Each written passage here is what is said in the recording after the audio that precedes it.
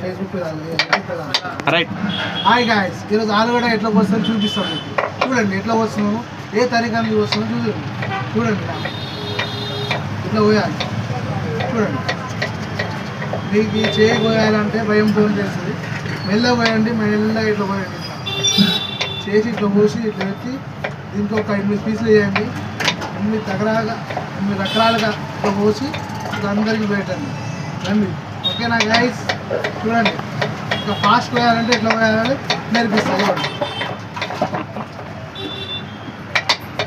ఇట్లా ఫాస్ట్ వస్తాం.